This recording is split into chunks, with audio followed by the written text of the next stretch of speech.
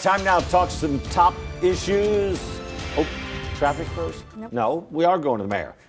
Mayor Gina Ortiz Jones joins us. That's as right. she does on Mondays. Yeah, she's live with us this morning for our weekly segment. And one of the top stories making headlines right now, major shakeup at the Alamo Trust. Dr. Kate Rogers, you had a pretty strong statement. How are you feeling about everything that went down about Lieutenant Governor Dan Patrick calling for her to step back? I think it's unfortunate. I think Dr. Rogers has well served the Alamo Trust and by extension then the entire state by the way in which she led that effort so well. I think it's unfortunate.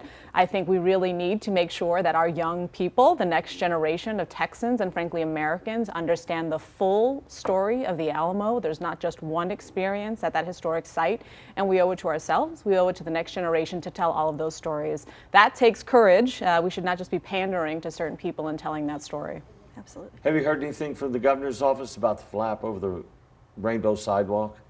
No, I have not. I have not. I'll be honest with you. Like, I'm much more concerned with the number of people in our community that are suffering due to, unfortunately, this ongoing federal shutdown, right? We are just about a week-ish away from this being the longest government shutdown in our country's history. It is a wasteful time of people's energy and resources. The number of our federal workers in our community and some of our and our junior enlisted folks that are suffering right now because of what's going on. It is frankly shameful. We have a large defense presence in our community. The fact that we wouldn't have folks showing up to work every single day and have concerns about how they're going to put food on the table, it is shameful. So those SNAP benefits as well that are unfortunately, we just heard, not going to be paid in November. Traditionally during a shutdown, the federal government has said we're going to cover that during that time. They're not doing that this time. It is so unfortunate that this federal government is letting people suffer in that way. On top of, as I'm sure you all are also watching, what is going to happen here shortly with people's healthcare premiums as a result of, unfortunately, the standoff in D.C. What exactly, we know the food bank is doing a lot, HEB is stepping up. What can the city do? Have you talked or sent a letter to the president? Have you talked to anyone in DC? We know you have a lot of connections there. Yeah, well, I think this is again unprecedented. We just heard that they were not going to extend that food assistance, which again has traditionally been extended during a shutdown. So we're going to understand what we can do today to make sure that frankly folks are not needlessly suffering. What's up now?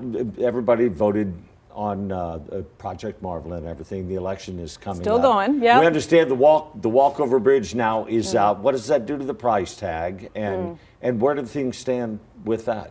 Yeah, well, I think it's unfortunate. Again, federal cuts? That's federal. I mean, yeah, again, the federal uncertainty around that was a significant, that was a multi-million-dollar project. And that was a critical piece to, again, making sure people can safely get to the Alamo Dome. And frankly, we have better connection to the east side as well.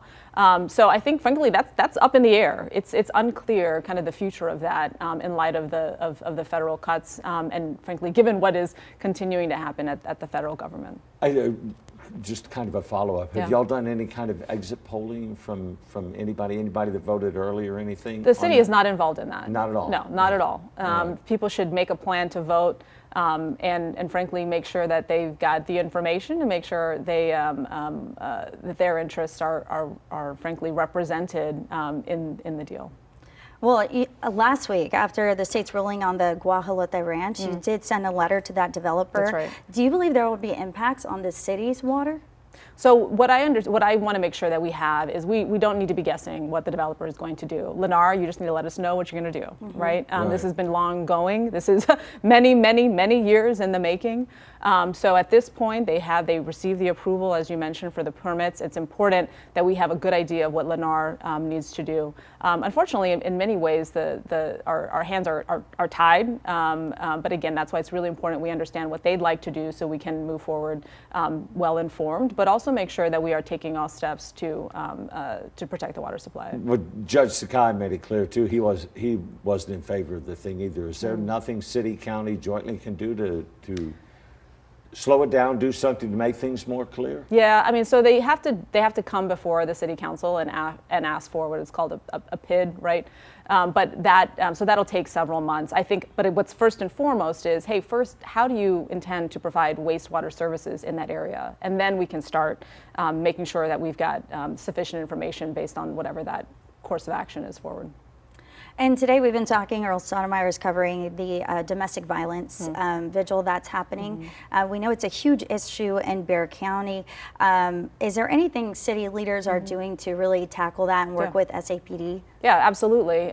This is why, in fact, when I made my council assignments on who would lead public safety, I told Councilwoman Kaur that you will stand up a subcommittee focused specifically on interpersonal violence.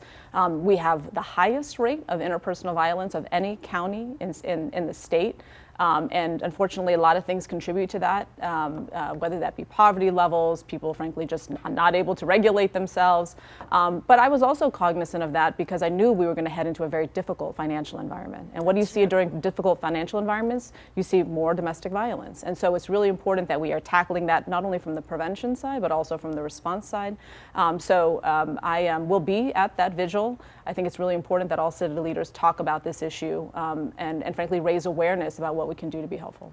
All right, Mayor, once again, time always goes so quickly. Yeah. Thank you. Thanks for coming in this morning. Thank you.